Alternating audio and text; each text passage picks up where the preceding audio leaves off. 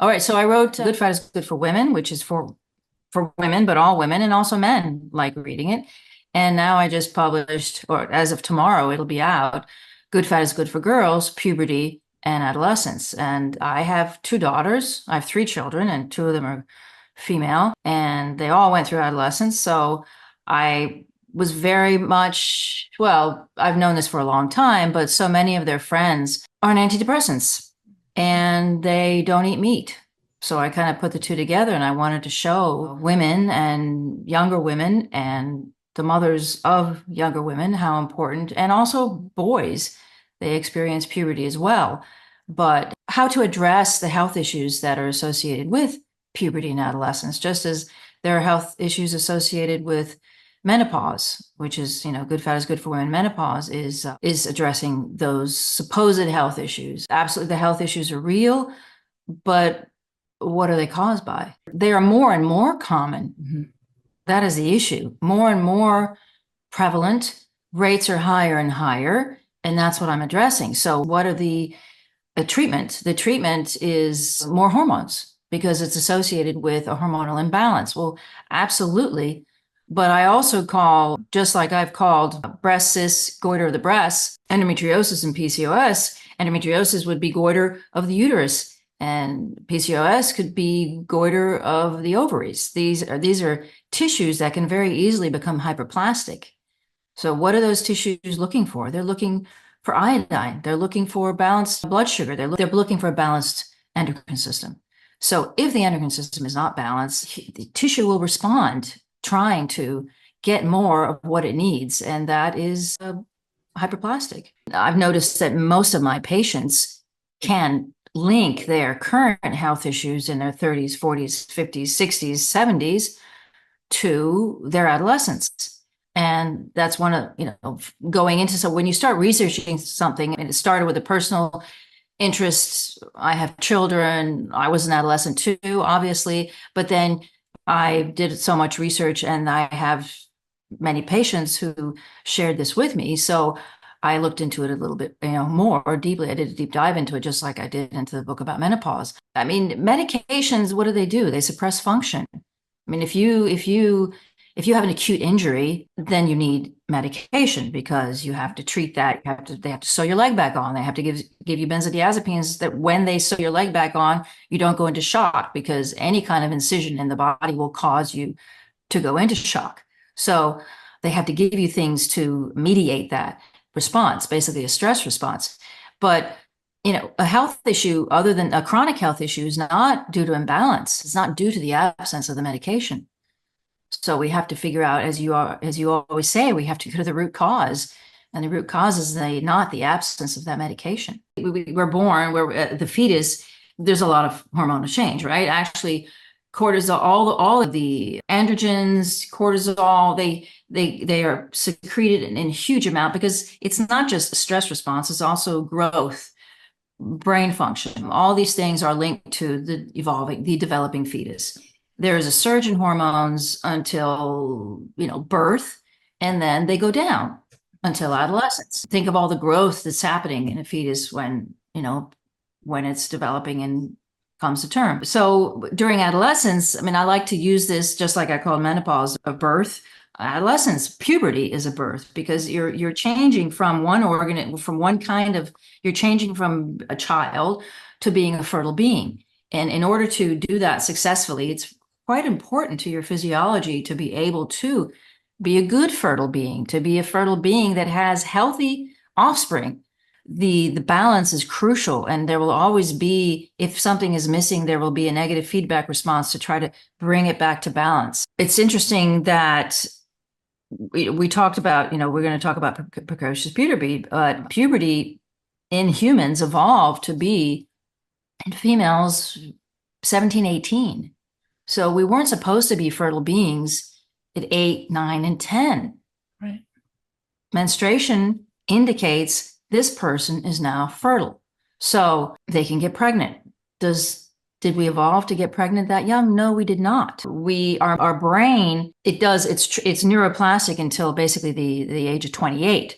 So it doesn't really have to do with puberty in that sense, because we know in I make a distinction between puberty and adolescence, because adolescence is associated, and now more even older, with puberty is associated with menstruation, formation of sexual characteristics, and then adolescence is associated with something different. I would say talking back to your parents, wanting to, drive a car. I mean, it's different. It's not the formation of sexual characteristics.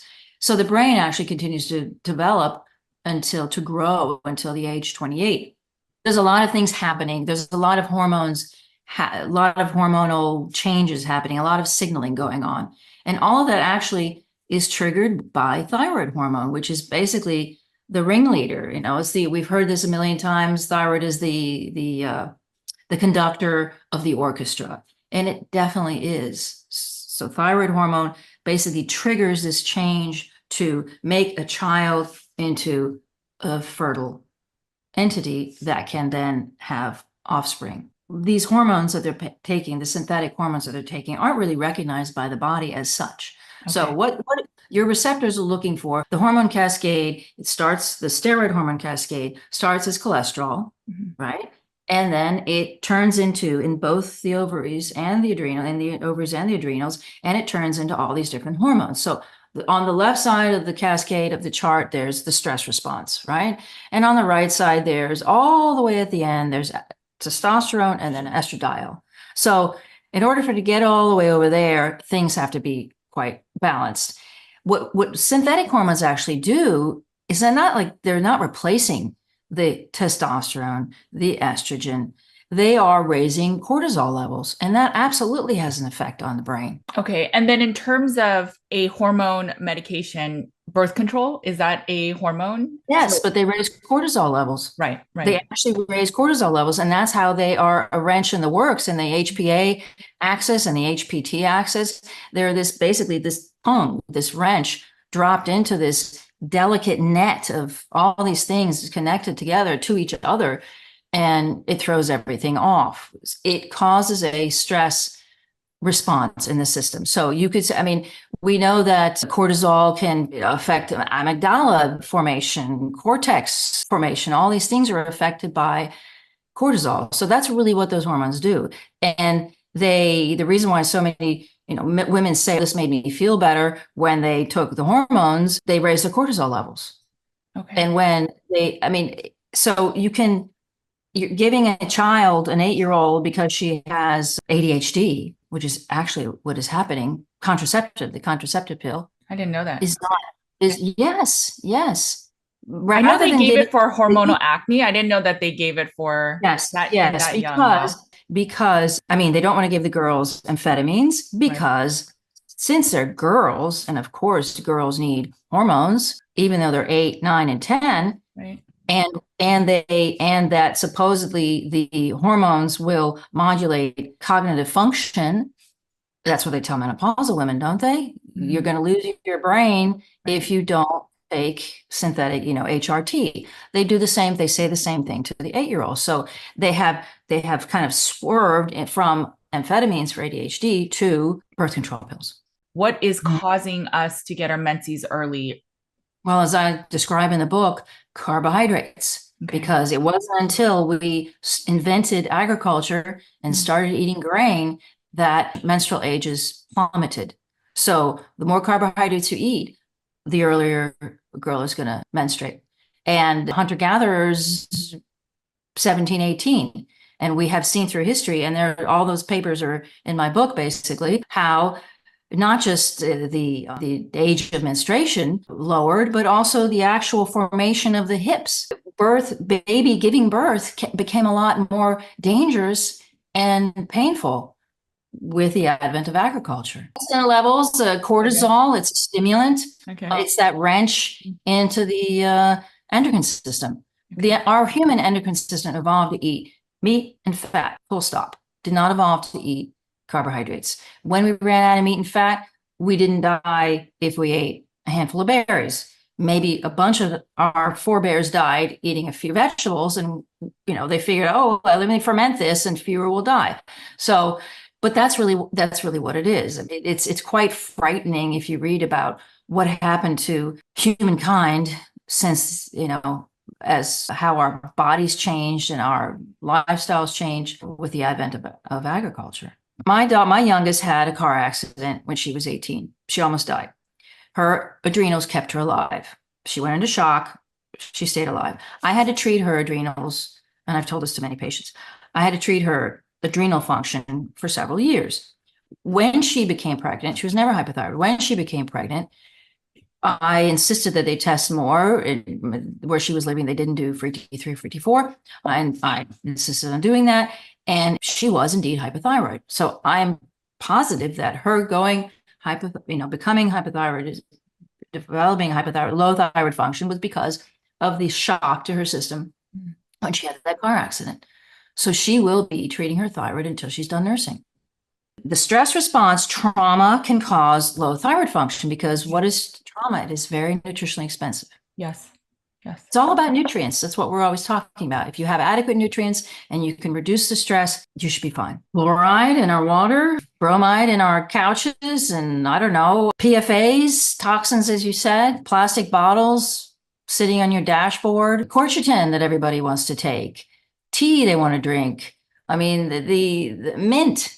I mean, all mint plants are goitrogens. Millet, yams, so many things are brassica, broccoli. It's just, we didn't evolve to eat these things, and we are just shoving them into our systems constantly. Now, if you're eating a high-fat carnivore diet, you're kind of like, you're kind of like shoving some of those things. If you're eating more of the good stuff, a little bit of those things won't cause an issue, right? So, but if you have an issue, how are you going to fix it if you don't remove those things?